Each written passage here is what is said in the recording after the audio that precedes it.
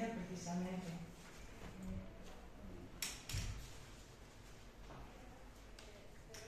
Hace algunos años,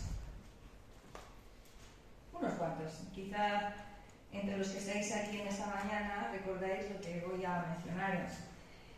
El comercio no abría, los domingos no abría, excepto las panaderías, eso sí, abrían. Solamente cerraban 2 veces en el año. Las personas, las familias, ¿qué hacían el domingo? Pues tenían la costumbre de, tanto individuos como familias, dedicarlo a pasar tiempo con las familias, ir a visitar a algunos amigos, algún partido u otro deporte, iban a verlo, a ver cómo se desarrollaba, iban a las salas de cine a ver una película, no tenían tanta elección tampoco como hoy día, y menos verlas por internet o online, en fin, no tenían esas posibilidades. Aquí en España no existía eso, no existía eso. Entonces, los que iban a la iglesia solían ser los ya católicos, los católicos romanos, sí, algunos iban a sus misas, etc. Y claro, los evangélicos también, y más en tiempo de dificultades, cuando hubo otro tipo de política aquí en España. Hablo de hace mucho tiempo, claro. Y las personas que acudían generalmente a las iglesias es que tenían hambre espiritual, hambre de Dios, generalmente.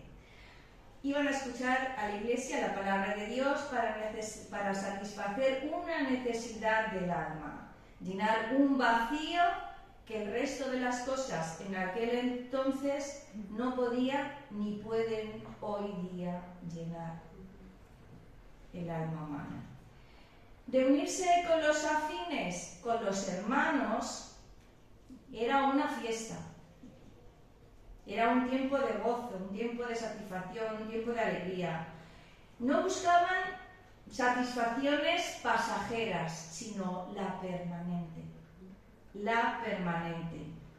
Y claro, actividades en ciertos momentos muy pocas, pero sí la alegría que producía esos encuentros de verse con los demás en la casa de Dios, estando abierta, porque he dicho que había muchas dificultades en algún tiempo aquí donde se cerraron incluso los lugares de culto. Puedes pensar que quizá las ofertas de antaño para terminar un domingo relajado o haciendo actividades familiares, etc., era lo que había y no había otra cosa, por lo tanto se tenían que acomodar a esas circunstancias. En cierta medida sí. Hoy es cierto que contamos con un sinfín de posibilidades y todas ellas para llenar un día más de nuestra vida. Pero no nos llena. No tenemos ese lleno, esa plenitud que el hombre, lo reconozca o no, necesita. Así que los creyentes, ir a la iglesia en aquel tiempo lo veían como algo necesario para encontrarse con el Señor. Y hoy, en cambio, vemos que con tantas alternativas, y aunque no tuviéramos tantas alternativas para ir los domingos a satisfacer nuestras ansias de diversión o etc., o nuestros egos, o quizá tenemos otros intereses, también hay que decirlo todo, pero cuando hablamos de iglesia podemos considerar que ir a la iglesia es algo molesto y es algo ya aburrido y pasado de moda. No sé qué pensáis vosotros, pero a mí no me aburre ir a la iglesia. Vamos a leer el Salmo 84. Salmo 84. Nos ponemos de pie para hacer esta lectura. No es un salmo con mucho texto, es cortito, solo tiene 12 versos. ¿Lo tenemos todos ya? Salmo 84. Dice así: cuán amables son tus moradas, oh Señor de los ejércitos. Anhela mi alma y aún ardientemente desea los atrios del Señor. Mi corazón y mi carne cantan al Dios vivo. Aun el gorrión haya casa y la golondrina nido para sí, donde pongan sus polluelos. Cerca de tus altares, oh Señor de los ejércitos, Rey mío y Dios mío. Bienaventurados los que habiten en tu casa, perpetuamente te alabarán. Bienaventurado el hombre que tiene en ti sus fuerzas, en cuyo corazón están tus caminos. Atravesando el valle de lágrimas, lo cambian en fuente. Cuando la lluvia llena los estanques, irán de poder en poder, verán a Sión, al Dios en Sión. El Señor, Dios de los ejércitos, oye mi oración. Escucha, oh Dios de Jacob. Mira, oh Dios, escudo nuestro, y pon los ojos en el rostro de tu ungido, porque mejor es un día en tus atrios que 1000 fuera de ellos. Escogería antes que estar a la puerta de la casa de mi Dios que habitar en las moradas de maldad, porque sol y escudo es el Señor Dios. Gracia y gloria dará el Señor. No quitará el bien a los que andan en integridad, el Señor de los ejércitos. Dichoso el hombre que en ti confía. El Señor bendiga su palabra. Podéis tomar asiento. ¿Qué quiere decir el salmista con este poema? ¿Qué enseñanza práctica para nosotros en este día podemos aplicar en nuestra vida? ¿Quién o qué motiva al salmista para hablar así de la casa de Dios? Charles Spurgeon dijo de este salmo que era la perla de los salmos. La perla de los salmos. El salmo, desde luego, es atribuido a un hijo o a los hijos de Coré. Coré, sabéis quién era. Era un levita que se rebeló contra contra Moisés y Aarón. Se creyeron que ellos también podían tener los mismos ministerios que Dios había preparado para Moisés y Aarón. Pero el Señor escogió a los dos hermanos y no a otro grupo. Por lo tanto, lo podéis leer después en Números 16, donde se relata esta historia. Cogió a 250 hombres y el Señor no lo vio con buenos ojos, porque era la elección de Él. Nadie se elige por sí mismo si Dios no le ha llamado. Eso deberíamos de tenerlo en cuenta. Así que vemos que la tierra les tragó a todos los que se rebelaron, excepto que nos dice la misma palabra de Dios en Número 26, 9 al 11, que los hijos de Coré sobrevivieron. Así que pudo componer este salmo uno o algunos de ellos. Es un salmo precioso, como hemos dicho. Y podemos ver que se puede tener una división dentro del mismo texto. Podríamos dividirla en 3 partes, como mínimo, ¿vale? Mínimo, 3 partes.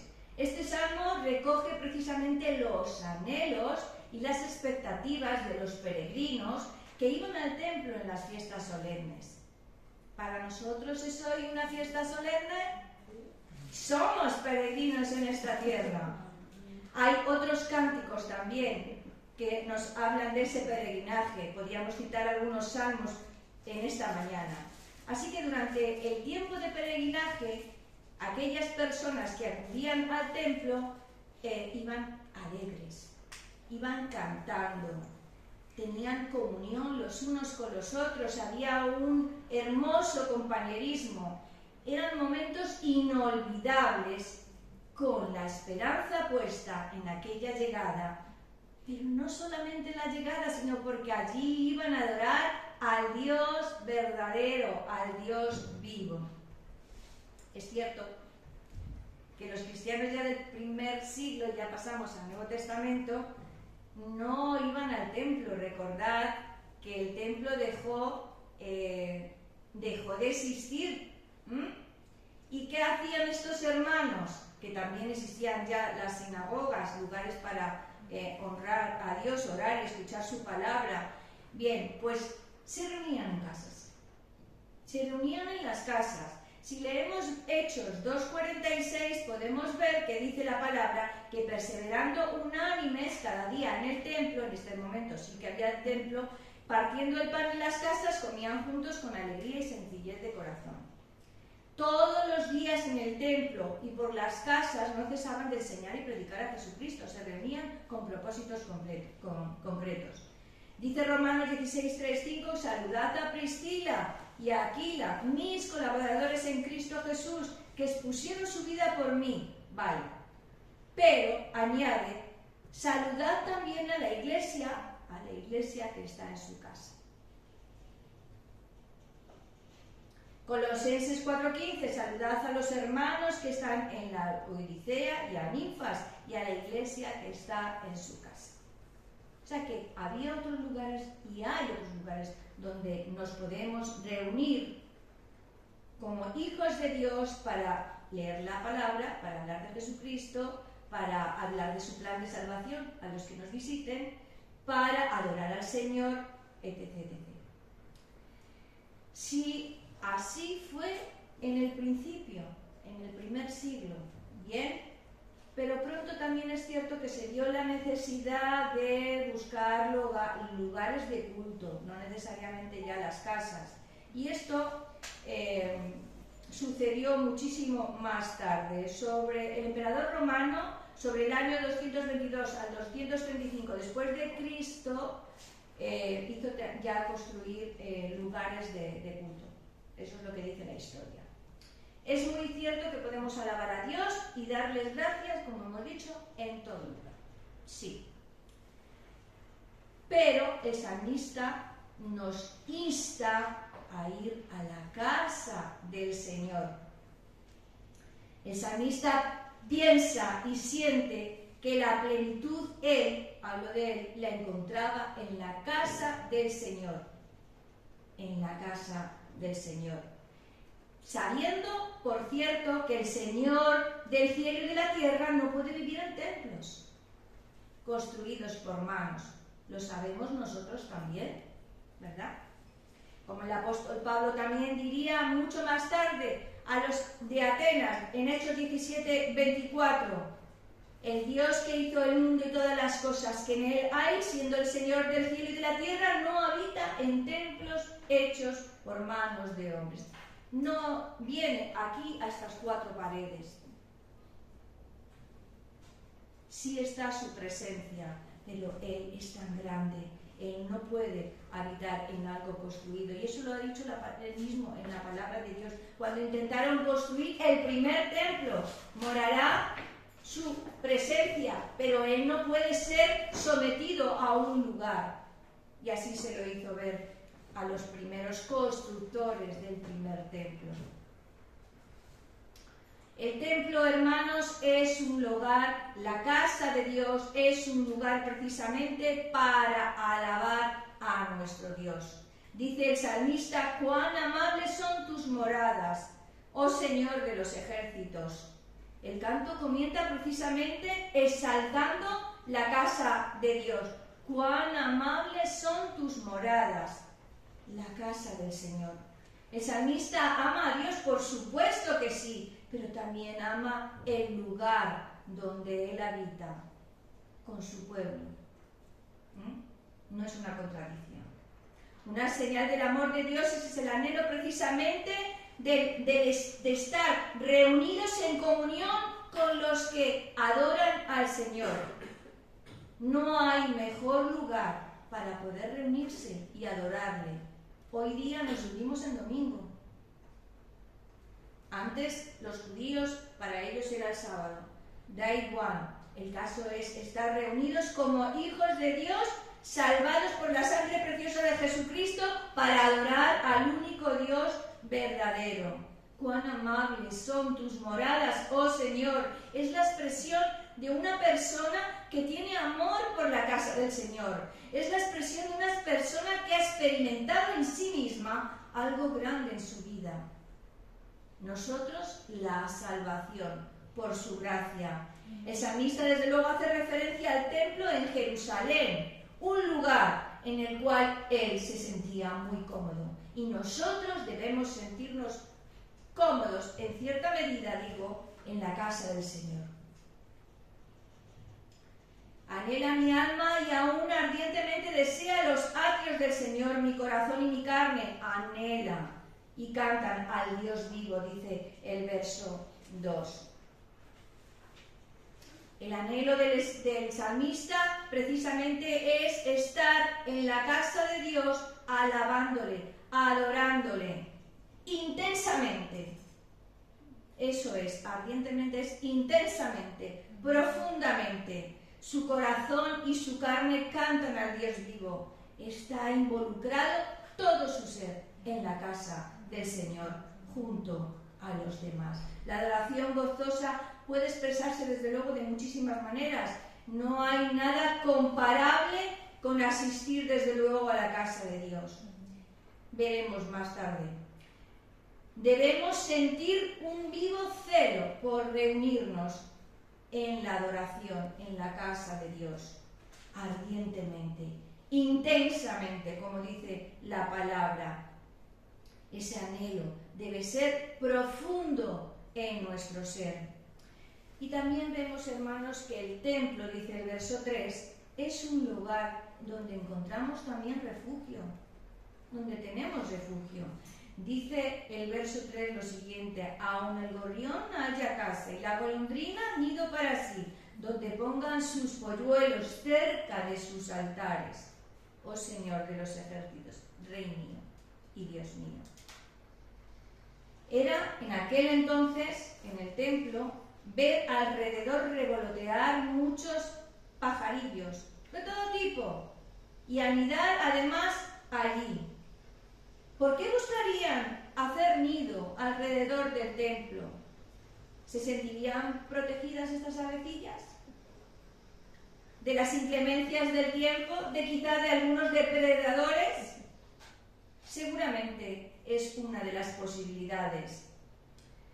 La mención de estos animalillos alrededor del templo donde hacen sus nidos nos puede dar la idea que es un símbolo de necesidad protectora. Necesitamos la protección del Señor y solo la vamos a encontrar en Él. En Él.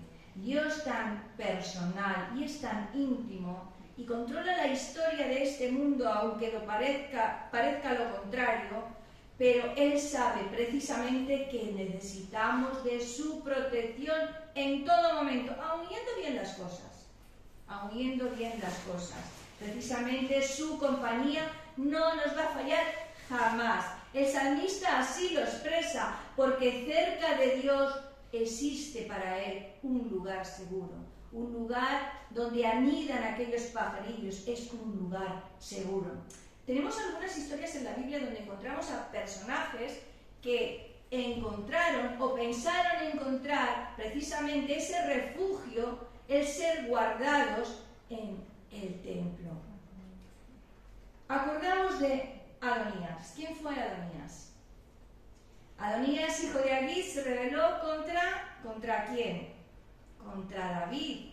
Dijo: yo reinaré. Podéis ver la historia en Primera de Reyes, capítulo 1. Era hijo de David, hermano de Absalón, y cuando el rey proclamó a Absalón como el rey que ocuparía su trono, sería su sucesor, ¿qué hizo Adonías? Adonías buscó la protección acudiendo al templo y se agarró de los cuernos del altar. Fijaos, era tan importante para ellos que pensaban que de cualquier cosa podrían salvar sus vidas, y fueron a buscar la protección dentro, en el interior del altar. Mas Adonías, temiendo de la presencia de Salomón, se levantó y se fue y se asió a los cuernos del altar. Lo podéis leer en Primera de Reyes 1:50. Otro personaje que también acudió al templo fue Joab. Este también estuvo en rebelión junto a Adonías. Era un fiel servidor de David, pero de repente cambió y se fue, además viendo que su vida peligraba, precisamente fue y se introdujo en el templo y también buscó, agarrándose de los cuernos del altar, la protección. para que su vida no corriese peligro. Podéis leer esta misma historia en Primera también de Reyes, capítulo 2, 28. Vemos que para los antiguos en el Antiguo Testamento precisamente buscaban el refugio y la protección dentro del templo del Señor.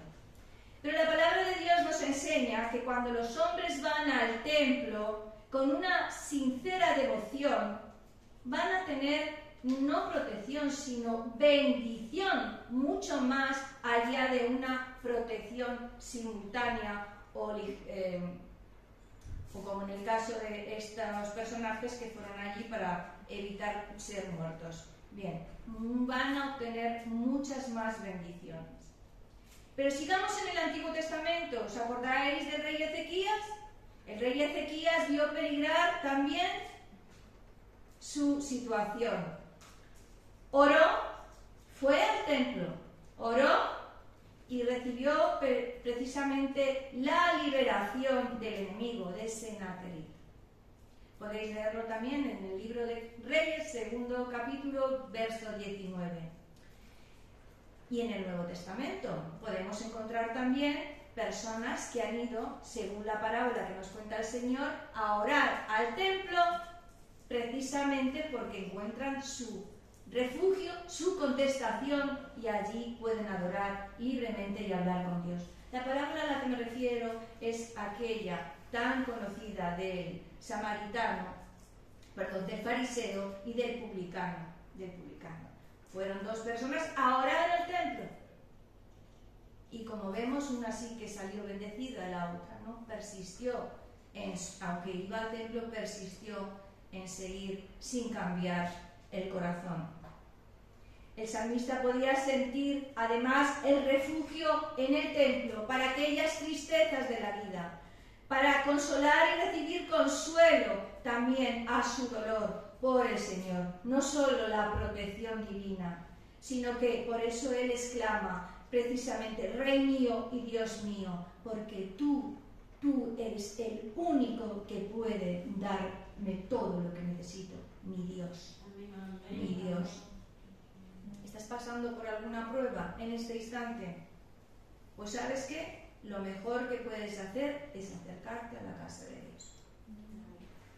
Ser fieles en la asistencia a la casa de Dios, para adorar con gran intensidad junto a los que creen y de corazón sincero en la casa de Dios.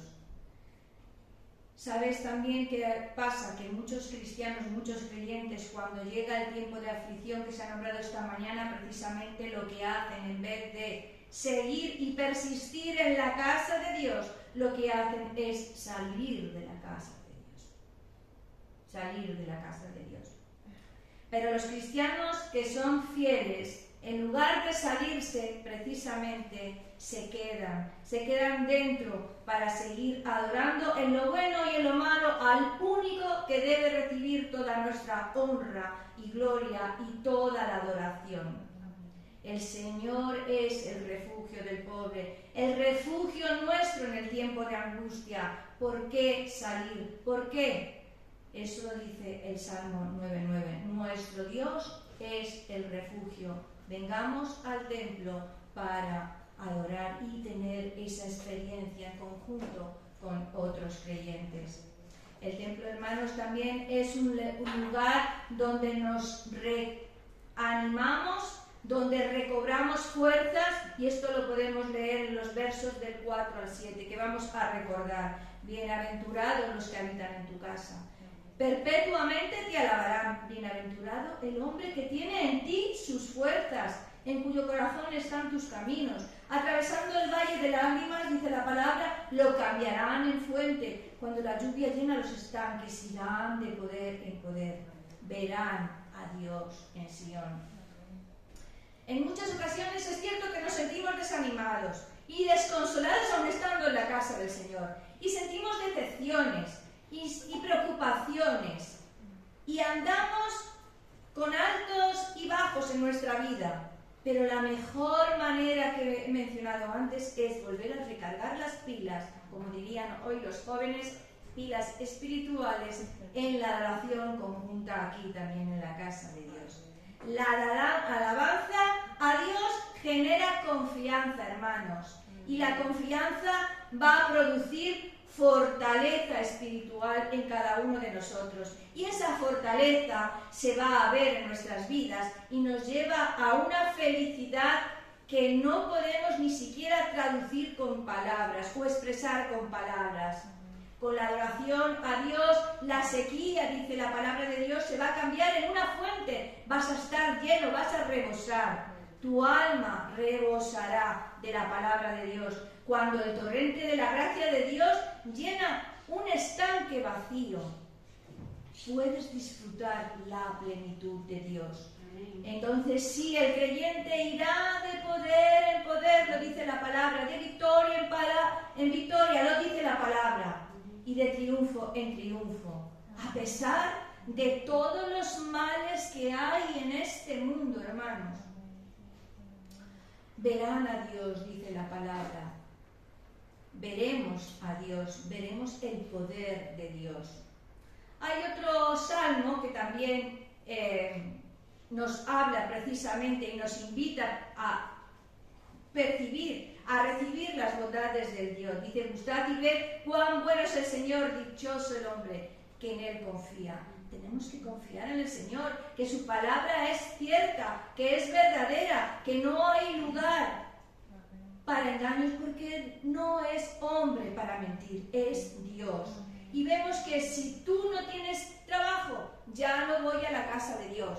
Si yo tengo una enfermedad, a menos que estés impedido en cama, ya no voy a la casa de Dios. Si no me llega el sueldo, ya no voy a la casa de Dios. Si tengo otro tipo de problema con mi familia, con mi esposo, con mis hijos, ya no voy a la casa de Dios. Si tengo otro tipo de dificultades que no he mencionado, ya no voy a la casa de Dios. Hermanos, tenemos que ir a la casa de Dios, porque en la casa de Dios aprendemos la palabra, escuchamos la palabra. No basta solo con leer la Escritura, que por cierto, ¿cuántos leemos la Escritura? ¿Cuánto? ¿Qué cantidad? ¿Y cómo la leemos? La palabra de Dios, que es importante, es de suma importancia, de vital importancia, diría yo. En muchas iglesias, hermanos, y somos conscientes de ello, ha bajado la asistencia a las reuniones desde el COVID. Y claro, las buenísimas intenciones de todos los pastores que en ese momento tuvieron que reaccionar ante cómo vamos a llevar la palabra del Señor a los hermanos, si no podemos vernos, si no podemos reunirnos. Y empezaron a hacer sus cultos online, sus cultos a través de grabaciones, de audios, de vídeos, etc. Y esto, el internet, el online, ver las cosas, tiene su parte buena. Pero nada se puede comparar con la asistencia a la casa de Dios, a escuchar la palabra reunidos. Además, ¿qué dijo Hebreos? ¿Qué se dice en Hebreos? Que no dejemos de congregarnos. Las reuniones, es cierto que de este tipo de forma para hacer llegar la palabra de Dios a los hermanos, que no solamente podían estar leyendo, sino recibiéndola de sus pastores, de evangelistas, de misioneros, etc. Era bueno para ese momento, pero una vez que se abrieron las puertas de la casa de Dios, no volvió a ser lo mismo. ¿Nuestro compromiso con quién es? Con el Dios verdadero.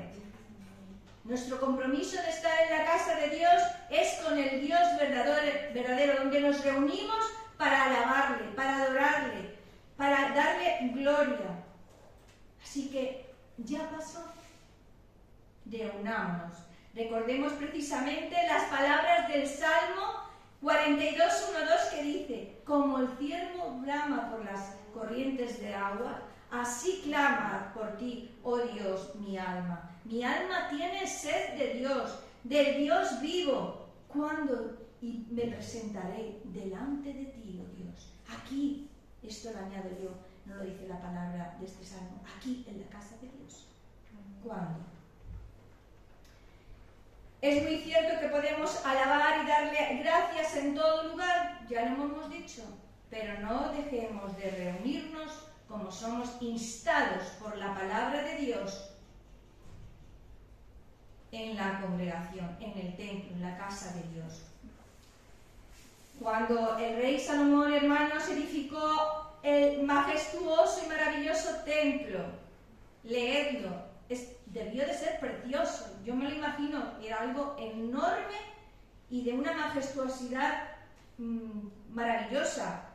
Y dijo el Señor: yo he oído tu corazón y tu ruego. ¿Qué has hecho en mi presencia?, le dijo a Salomón. Yo he santificado esta casa que tú has edificado para poner mi nombre en ella para siempre. Y en ella estarán mis ojos y mi corazón todos los días. Y es cierto que no hace falta que para adorar al Señor no es necesariamente el único lugar, podemos hacerlo en otros lugares, es cierto, pero esta casa es santificada por la palabra de Dios que Él ha dado en su palabra para esta reunión. El templo también, hermanos, no solamente es para reunirnos, sino también para orar, para tener esa relación que también la tenemos en nuestras casas, en nuestra habitación cerrada, como dice la palabra. El Señor, Dios de los ejércitos, oye mi oración, dice también la palabra de Dios. Escúchame, oh Dios de Jacob. Venimos a orar.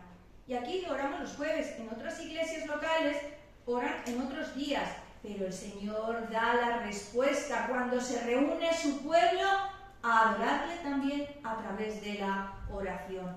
Clama a mí, dice el Señor, y yo te responderé, te enseñaré grandes cosas que tú no conoces. Jeremías 33:3. Pedid y se os dará. Venid, venid, vengamos y pidamos. Y el Señor dará respuesta según su divina voluntad. Y por lo tanto ya lo último que queda del Salmo 84, 10, 12 son los versos siguientes. Porque mejor es un día en tus atrios que 1000 fuera de ellos. Escogería antes estar a la puerta de la casa de mi Dios que habitar en las moradas de maldad. Porque sol y escudo es el Señor Dios. Gracia y gloria dará al Señor. No quitará el bien a los que andan en integridad, Señor de los ejércitos. Dichoso el hombre que en ti confía. El salmista no cambiaría ni un solo día de su existencia fuera del templo de Dios. Él quiere estar en la casa de Dios. El Señor derramará además abundantemente bendición a los que se congregan. Y como siempre digo, no nos dará todo lo que pedimos, porque no todo nos conviene, pero sí nos dará toda respuesta que necesitamos de su gracia, de su bondad, de su amor. Por tanto, no dejes asistir al templo. ¿Sabes que si tú un día faltas a la iglesia, ese asiento que ocupas queda vacío? Pues dejas de recibir bendición. Pero también los hermanos que te rodean, que están en la casa del Señor, dejan de ser bendecidos por ti. Y debemos de tenerlo presente. Nadie os prive, dice el Señor, de vuestro premio. Por lo tanto, vengamos a la casa de Dios, porque el Señor premia a los que Él ha escogido y están aquí en adoración, en verdadera adoración. Tenemos, por cierto, y concluyo, muchas cosas en que ocupar un domingo. Muchísimas. De quedarnos en la cama, a ver la televisión, ver un culto online,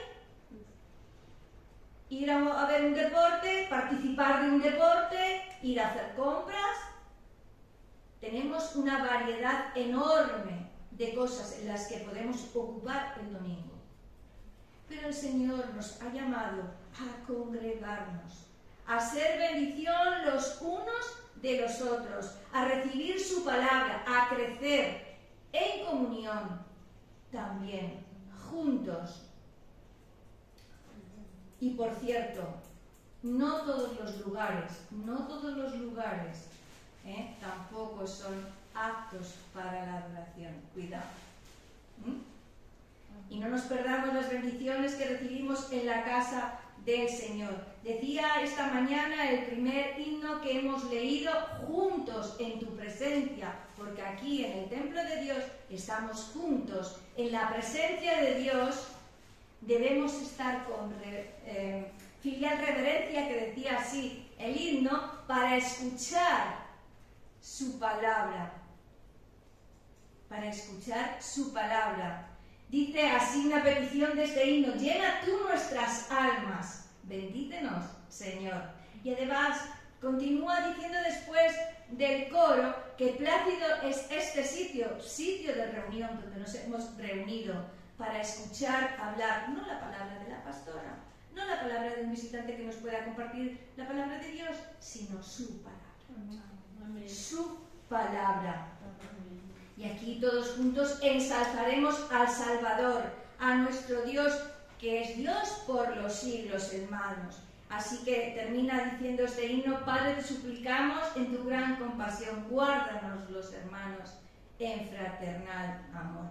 Y cumplamos así todo el mensaje de su palabra. Reunámonos, congreguémonos para recibir la bendición de Dios y ser bendición de Dios, especialmente a los que no le conocen todavía. Que el Señor te bendiga en esta mañana. Amén.